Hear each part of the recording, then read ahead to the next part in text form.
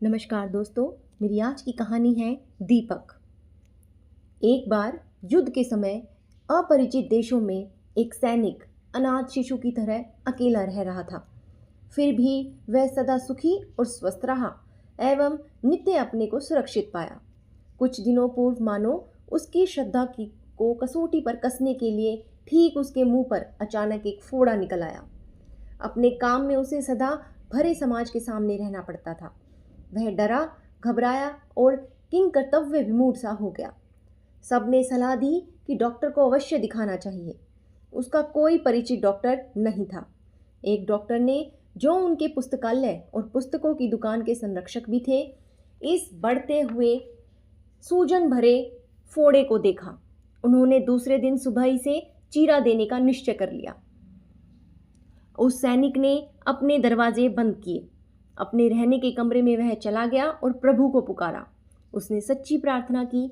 उस प्रार्थना में उसके हृदय और आत्मा का अभूतपूर्व संयोग था। अपने एकांत घर में प्रभु के साथ निश्चल हृदय से घंटों बातें करते करते थककर वह सो गया। या तो वह स्वप्न देख रहा था अथवा वह कोई उससे कह रहा था, दीपक जलाकर दर्पण में देखो तो।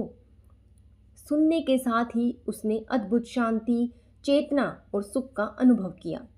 एक स्वप्न के व्यापारी की तरह वह सैनिक जाग पड़ा।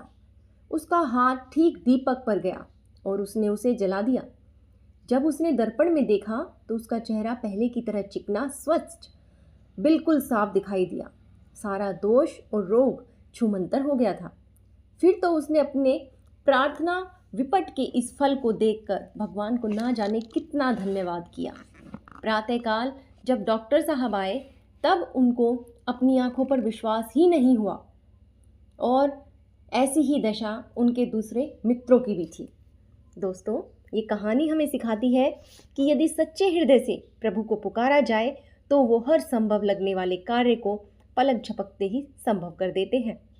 जैसे भगवान नरसिंह भगत की प्रार्थना पर भात भरने पहुंच गए थे, ऐसे ही द्रौपदी व सुदामा की एक पुकार पर वह दौड़े चले आए। बस उन्हें अपना जीवन सौंपने की ज़रूरत होती है। धन्यवाद दोस्तों। अगर आपको ये कहानी पसंद आई हो तो इसे लाइक और शेयर करें और मेरे चैनल अक्षत स्टोरीज़ को सब्सक्राइब करें ताकि ऐसी ही प्रेरणादायक कहानियाँ आपको सुनने को मिलती रहें।